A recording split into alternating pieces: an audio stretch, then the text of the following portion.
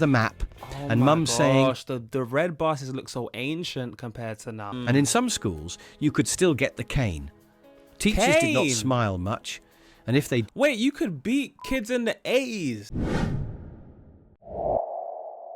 Welcome back to the channel, guys. Your fellow Gen Z Brit back again with another reaction today, guys. We're gonna be checking out the UK, Britain, in the 1980s. Guys, if you want to see the link to the original video, will be in the description below, and definitely consider checking out the British Time Capsules channel for more of these types of videos. With that being said, let's get straight on into this one. Let's go. Close your eyes for a second. Now picture this. It's 1980. The air smells faintly of hairspray and fish and chips. Sweet Dreams by Eurythmics is playing on the radio, and your dad's just come home with a VHS rental of Back to the Future. Even though it's not out yet because, well, it's still 1980. Britain in the 1980s was loud, proud. By the way, I closed my eyes and I couldn't imagine a single one of those things. Because I didn't even know what life was like with VHS tape. So I'm sure some of you guys who did that, let me know if you could imagine it. Back to the Future.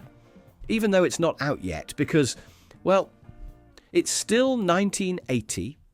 Britain in the 1980s was loud, proud, and chaotically charming. Oh, wow. It was a time when... Oh my gosh, so many pigeons. Like, whoa. Even nowadays, it's rare you see that amount of pigeons just chilling there like that. Okay, and that's in Trafalgar Square as well, right there in the center. Whoa. Played outside until the street and chaotically charming. It was a time when kids played outside until the streetlights came on. The milkman still did his rounds, and everyone knew someone who taped songs off the radio, with the DJ's voice halfway through the chorus. But it wasn't all neon socks and Top of the Pops. Beneath the perms and polyester was a country going through one of its most radical transformations, politically, culturally, even spiritually. Oh, wow. So, what was it really like to live in 1980s Britain?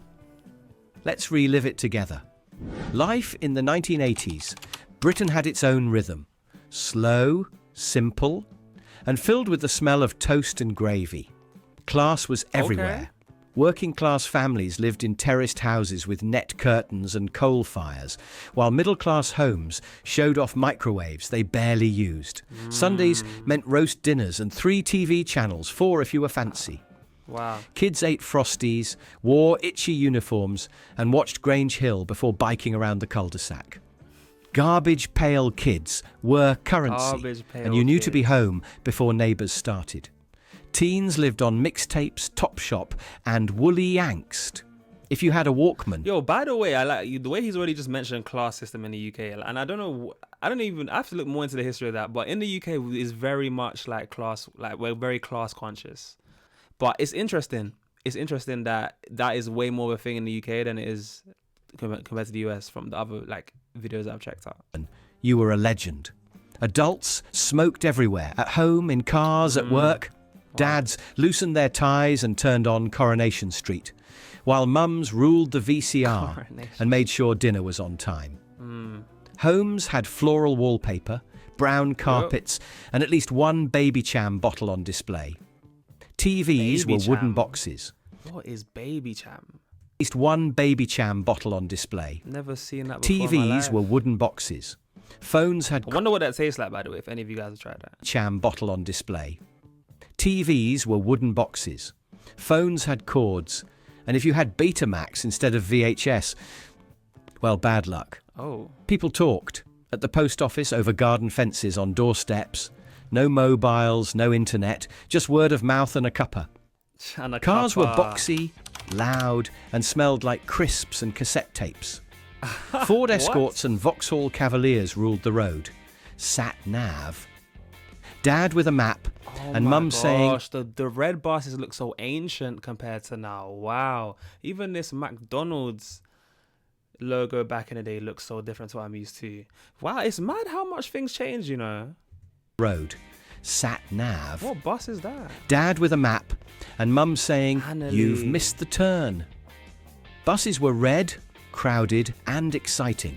Especially the top front seat on the double-decker. Tickets clunked out of the conductor's machine like treasure.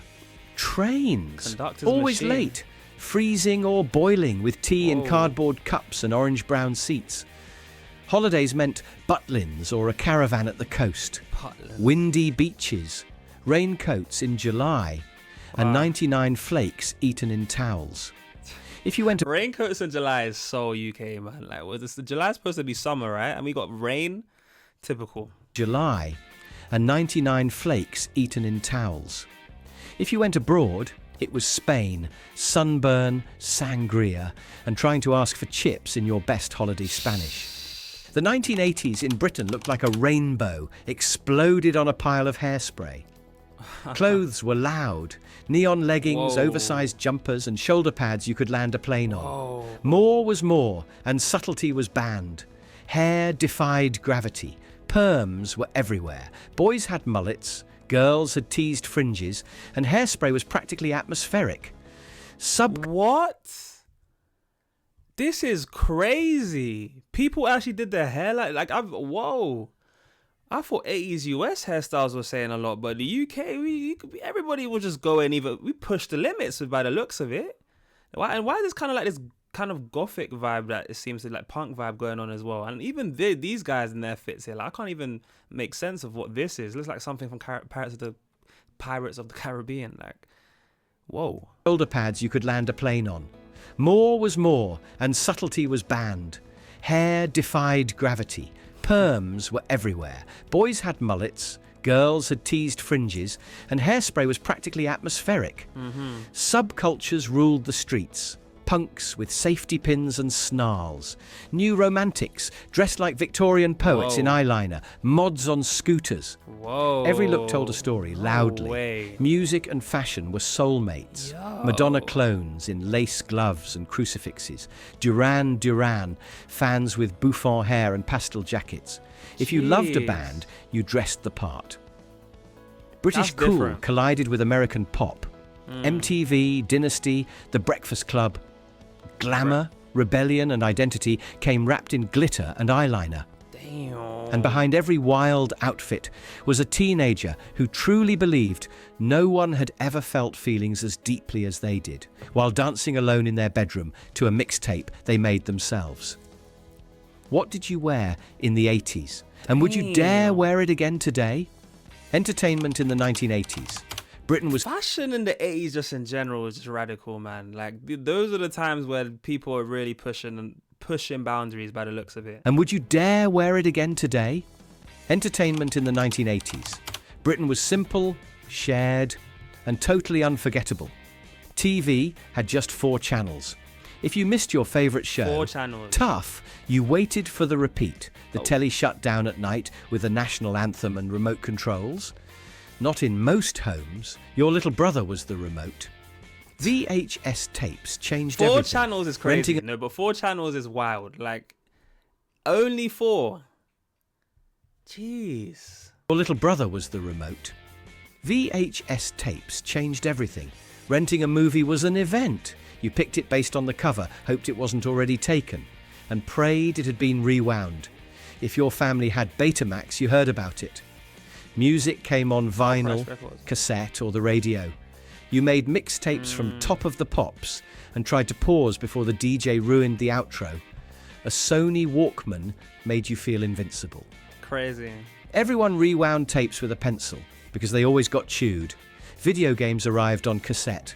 ZX Spectrum, Commodore 64, pixelated magic after 10 minutes of loading noise. Crash?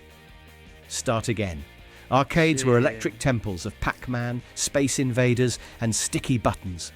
Everything was shared. One TV, one radio, one tape deck, and somehow it brought everyone together. Atari. And if you had £5 in your pocket, that was a fortune. Enough for a cassette single, a packet of crisps, a fizzy drink, and still change for the arcade. Mate, you can't even get a meal deal with £5 these days. Like, the way that these meal deals like £4.50 in Tesco's now, unless you have a... Is that with a club card or without? I can't remember. I think that's without. Either way, like £5 back in the day, because you could do a lot with that now, and that's what, like $8, let's say. You can't do nothing with that now, man. Crazy. And if you had £5 in your pocket, that was a fortune. Enough for a cassette single, a packet of crisps, a fizzy drink, and still Jeez. change for the arcade. Being a kid in 1980s, Britain was a mix of scraped knees, soggy packed lunches, and the absolute thrill of having the last word in a playground argument with, "My dad's bigger than your dad. Let's start with school." Uniforms were non-negotiable: grey trousers or skirts, stiff collars, itchy jumpers, and blazers that never quite fit. If your school had a clip-on tie, you were lucky. If it didn't, you were constantly trying to knot yours in the mirror without choking yourself. Wait, the uniforms, like UK, typical British uniforms, like this just reminded me, like this hasn't changed much at all, actually, from what I'm used to, from what I remember, right? But yeah, look, these uniforms are so typical. Classrooms had the smell of chalk dust, boiled cabbage from the lunch hall, and that weird disinfectant they used on everything. Oh. Desks were wooden, carved with the initials of past students, and the blackboard was the centre of command. No smart boards, no laptops. Okay, that's different. I've never sat in one of these wooden chairs, tables that are just single. I always remember sitting on a desk that at the very least could fit two people, like a rectangular desk that could fit two people, faced towards the front of the class. And there was no blackboard when I was in school. There was at least a whiteboard and a projected screen. So yeah, that's different. That is actually pretty different. Chalk, squeaky pens, and overhead projectors that never worked properly. Punishments? Oh, they were real. Detentions, lines, being made to stand outside the head teacher's office. And in some schools, you could still get the cane. Teachers did not smile much, and if they... Wait, you could beat kids in the 80s? I thought that was a... like, whoa, what? Cane. A cane. That's not even that long ago. Schools, you could still get the cane. Teachers did not smile much, and if they did, it usually meant trouble. Damn. Recess, playtime if you will, was chaos in the best way. Games like British Bulldog, banned in some schools for being too rough, conkers, skipping ropes, and those plastic hand clappers you weren't supposed to bring. Football was played with whatever round object you could find, and arguments were settled with rock, paper, scissors, or a quick chase around the yard. At home, kids watched cartoons like Danger Mouse, The Raccoons, or Super Ted. Saturday mornings were sacred.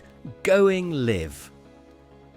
With Philip Schofield and Gordon the Gopher was basically your social life. Wait, that's young Philip Schofield. Crazy. I didn't even realize he was a kids show personality.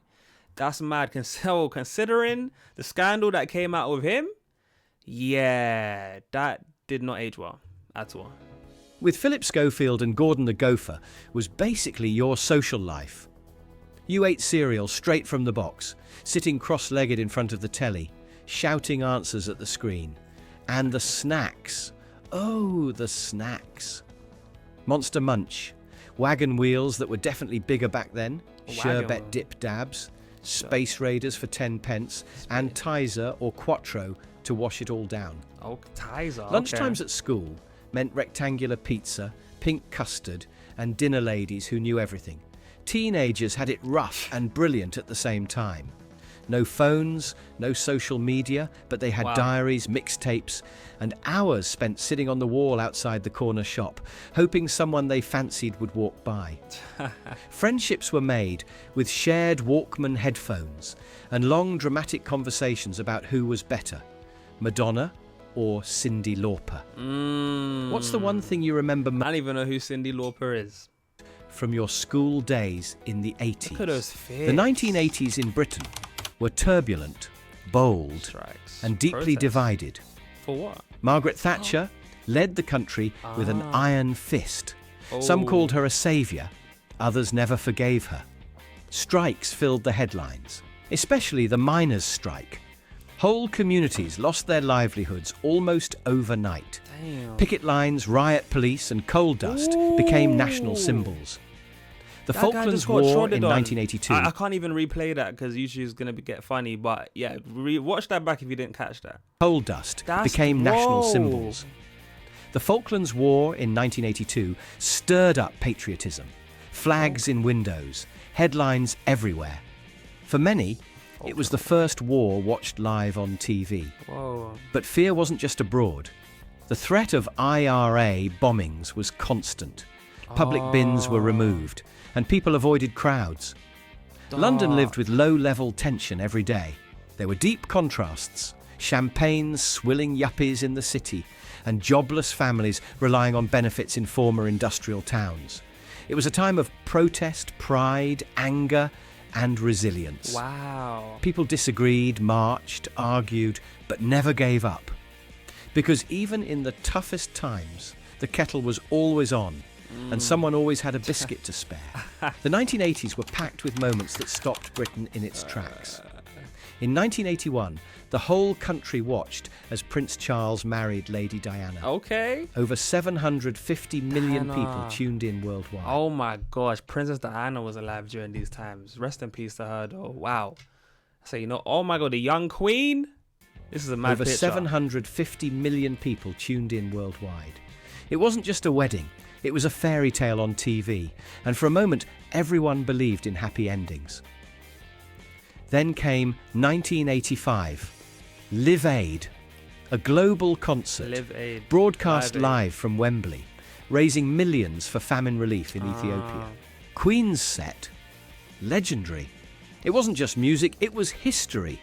But the decade had darker notes too. The Cold War loomed large. Kids watched nuclear Cold warnings War, on yeah. threads and genuinely thought the world might end. Yikes. The tension between East and West coloured everything, even the cartoons. And while the world watched Berlin divide, Britain wrestled with its own identity, striking a balance between tradition and rapid change. Shopping in the 1980s, Britain was a world away from Amazon and self-checkouts. Right. You went to the high street, not a website. There was Bro, I'm seeing 16p. self-checkouts. You went to the high street. 28p for what? Inflation is crazy, man.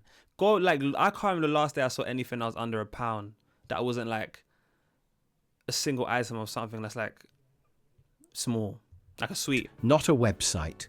There was the butcher, the baker, the greengrocer, and maybe the Woolworths for everything else, from pick and mix to cassette singles.